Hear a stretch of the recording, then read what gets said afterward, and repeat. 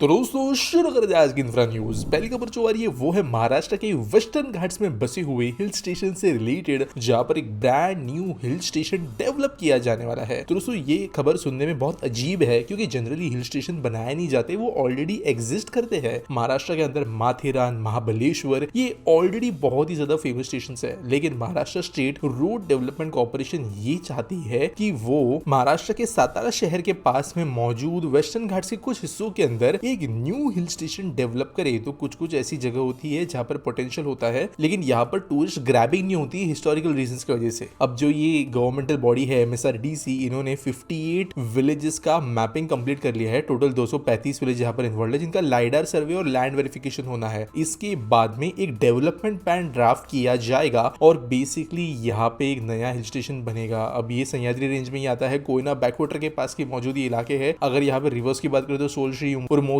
और कंदाती रिवर्स जो है यहाँ से बहती है। डेवलपमेंट का प्लान ये है कि ऑब्वियसली टूरिज्म पोटेंशियल बढ़ाना, लेकिन महाबलेश्वर, माथेरान ये जो रेंजेस है, ये जो हिल स्टेशन है, ये ऑलरेडी बहुत ज्यादा ओवरक्राउडेड है और इनको कहीं ना कहीं पे दूसरे जगह पे केटर करने की अब नीड है, जहां पर एक ब्रांड न्यू हिल स्टेशन बनाया जाने वाला है। अगली खबर दोस्तों जो आ रही है वो है हमारे देश के one of the most important tunnel से रिलेटेड और एक ऐसे टनल से रिलेटेड जिसके बारे में नितिन गडकरी जी बार बार बात करते रहते हैं, और यह है शिनकुंडला टनल। तो दोस्तों लेह है जो हमारा एक बहुत ही ज्यादा इंपॉर्टेंट इलाका है, नेशनल ब्यूटी के साथ साथ ये हमारे नेशनल सिक्योरिटी के लिए भी एक बहुत जरूरी इलाका है। इसको ऑल वेदर कनेक्टिविटी की रोड के जरिए बहुत अच्छे से नहीं थी, इसीलिए ये टनल्स को बनाया जाना था। तो शिनकुंडला में ही ये टनल बनेंगे। 4.1 किलोमीटर लंबे ट्विन ट्यूब टनल्स होंगे, यानी दो एक्चुअली ट्यूब होंगी। और ऑल्टीट्यूड की अगर हम बात करें तो ये 15,800 फीट की ऊंचाई पर बनेंगे। और ये जो रोड्स के अंदर से कनेक्शन होगा वो होगा नीमू पंचुम दरछा रोड जो है, जहाँ पर कई लोग मोटर बाइक वगैरह लेके जाते हैं घूमने के लिए, उसी के अंदर यहाँ पे रास्ता आता है। और ये इसके बनने के बाद में जब बन के कंप्लीट हो जाएगी तो दुनिया की सबसे हाईएस्ट टनल होगी। वैसे दोस्तों इसके बनने के बाद में दुनिया के टॉप 2 टनल्स जो हाइट के हिसाब से हम देखें कहां पर बनाए गए हैं तो वो भारत में ही होंगे। और ऑब्वियसली बहुत ही ज्यादा डिफिकल्ट प्रोजेक्ट है। हमारे जो प्राइम मिनिस्टर है इन्होंने रिमोटली जो पहला ब्लास्ट है वो द्रास में कर लिया है। ब्लास्ट इसलिए क्योंकि new Austrian tunnelling boring method के जरिए टनल बनाई जाने वाली है, यानी जो है चट्टान के अंदर ब्लास्ट कर करके इसको आगे बनाया जाएगा। अगली खबर दोस्तों जो आ रही है वो है कलकत्ता मेट्रो से रिलेटेड, जहां पर जो ऑरेंज लाइन है यहाँ पर फाइनली कोलकाता मेट्रो रेलवे ने लॉन्च कर दिया है यूनिफाइड पेमेंट्स इंटरफेस या UPI बेस्ड टिकटिंग सिस्टम। तो दोस्तों ये सुनने में थोड़ी अजीब खबर लग सकती है कि जितने देश के अंदर मेट्रो लाइन है वहां पर UPI कोई ऐसी बहुत बड़ी अचीवमेंट नहीं है, नॉर्मली चलता है। लेकिन यहाँ पर ये जो स्टेशन है कोलकाता मेट्रो के, आप जानते हो रेलवे के द्वारा किए जाते हैं, तो काइंड ऑफ ये पीछे छूट जाते हैं। इसके पहले जो है लोगों को छुट्टे पैसे रखना पड़ता था, एक्स्ट्रा कैश रखने पड़ते थे पेमेंट्स वगैरह करने के लिए, लेकिन अभी डायरेक्टली अपने स्मार्टफोन्स के थ्रू वो पेमेंट कर पाएंगे और टिकट सेल ज्यादा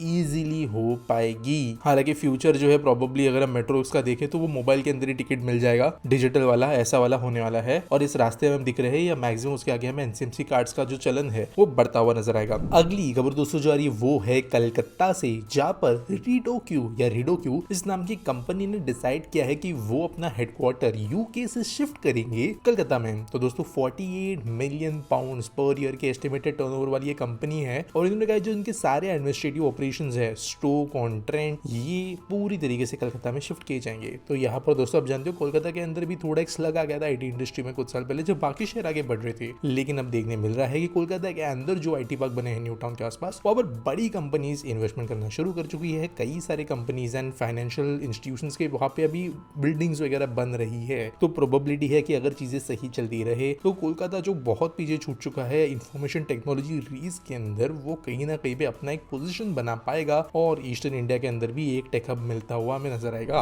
अगली खबर दोस्तों आ रही है स्टेट ओन्ड BSNL से रिलेटेड, जिनकी टोटल इनकम इंक्रीज हो गई है अराउंड 3% से, और जो इनकम है वो है 21,302 करोड़ रुपए। इसके वजह से अगर देखा जाए तो सबसे कम डेप्ट वाली जो कंपनी बनती है अभी वो BSNL ही बनती है, लेकिन ऑब्वियसली कस्टमर वगैरह के हिसाब से बहुत पीछे भी छूटे हुए हैं। वैसे ऐसे जरूरी नहीं है कि इनका इनकम इसलिए बढ़ा है क्योंकि बहुत लोग रिचार्ज कर रहे हैं। इनकम इसलिए बढ़ा है क्योंकि जो बहुत सारे इनके फालतू पड़े हुए एसेट्स थे, कई सारे टावर्स थे, जमीनें थी, उनको मोनेटाइज किया गया है। काइंड ऑफ उनसे इनकम जनरेट की गई है, बेच कर नहीं, उनको लीज आउट करके कैपेसिटी जो एक्स्ट्रा है वो कुछ कंपनीज को जो है रेंट आउट करके, इस तरीके से इनका बहुत ज्यादा इनकम बढ़ा है। और इनफैक्ट जैसे जो ये चीजें है इसके ऊपर एक मैंने पॉडकास्ट भी किया था पिछले वीक ऐसे पर्सन के साथ में जो इस मोनेटाइजेशन पॉलिसी का हिस्सा थे, तो वो आप जाकर देख सकते हो। लेकिन बेसिकली इसकी वजह से BSNL की फाइनेंशियल कंडीशन अब थोड़ी अच्छी हो गई है पहले से, और यहाँ पर अब एक रिवाइवल पैकेज भी इनको गवर्नमेंट से मिलने ही वाला है, जिसकी वजह से 60,203 करोड़ रुपए इनको और मिलेंगे और जो इनका 4G 5G अलॉटमेंट है वो तेजी से बढ़ने वाला है। कल ही हमने खबर की थी कि ये मल्टीपल टावर्स बड़े शहरों में लगा चुके हैं और बाकी शहरों में भी इस साल के अंत तक लगा देंगे। अगली खबर दोस्तों जो आ रही है वो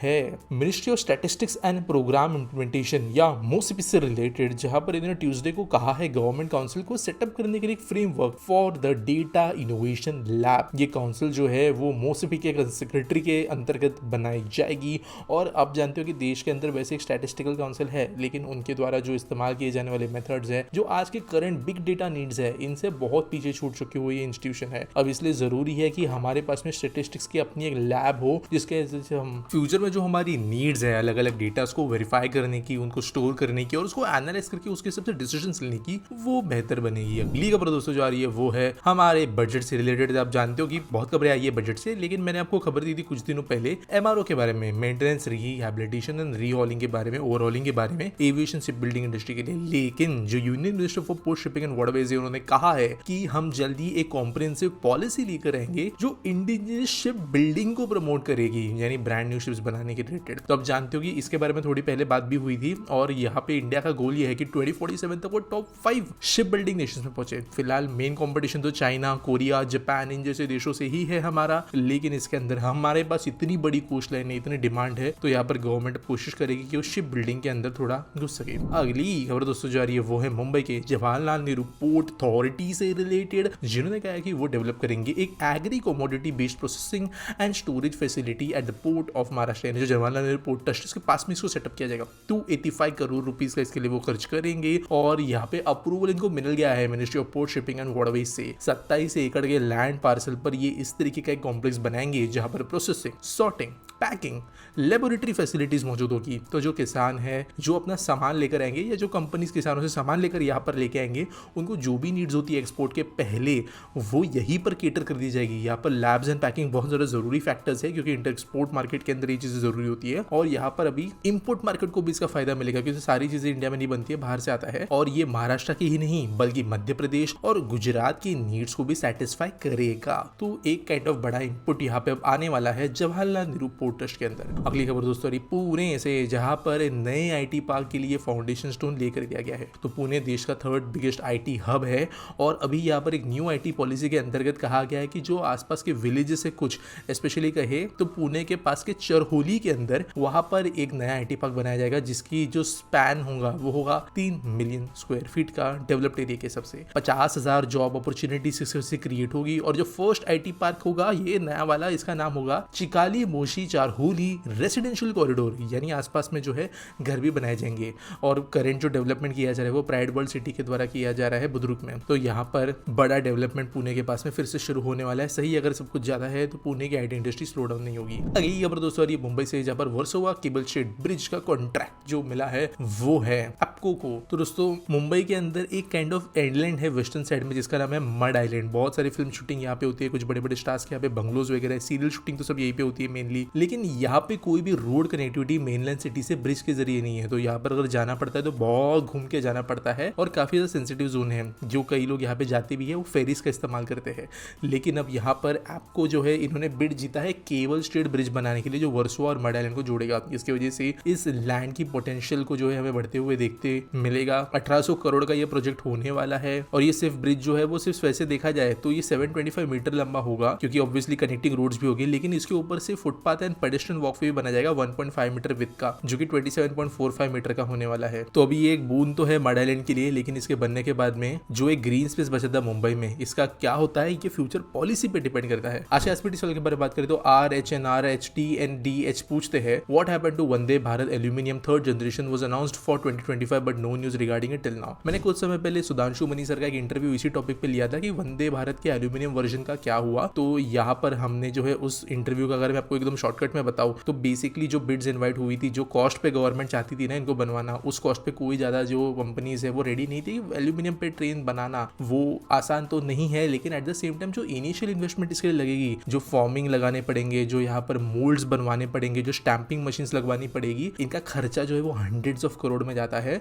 तो पर कोच एटलीस्ट जितने नंबर के लिए हम ऑर्डर कर रहे थे ट्रेन को, वो किसी भी कंपनी को अगर साफ शब्दों में कही तो अफोर्डेबल या फीजिबल नहीं होता। तो इसके वजह से वो टेंडर बाद में शांत हो कि जो है कोई उसमें आया ही नहीं, तो अभी वो नहीं बन रही है। लेकिन यहाँ पर उसी इंटरव्यू में सुधांशु मनी सर ने ये भी कहा था कि ये गलती कर रहे हैं हम, क्योंकि आगे तो फ्यूचर में कभी ना कभी इसकी नीड पड़ेगी। जो एक बड़ा इन्वेस्टमेंट है वो कर देना चाहिए था गवर्नमेंट ने, महंगा तो महंगा, लेकिन वो बाद में काम में था। लेकिन आप जानते हो कैसे सरकारी काम होते हैं। अगर आप जाके वो पूरा इंटरव्यू देखते हो, तकरीबन घंटे भर लंबा है, तो आपको और डिटेल में इसी विषय पे बात हमारी होते हुए नजर आएगी, तो वो मैं जरूर रिकमेंड करूंगा। बाकी आपके पास कोई सवाल है आप कमेंट सेक्शन में जरूर पूछ सकते हो। अगर आपके पास कोई न्यूज सबमिट करने के लिए है तो उसके लिए आपको डिस्क्रिप्शन में एक लिंक मिल जाएगी। बाकी आप देख रहे हो इन्फ्रा न्यूज, मेरा नाम है आकाश भावसार, मिलेंगे अगली वीडियो में।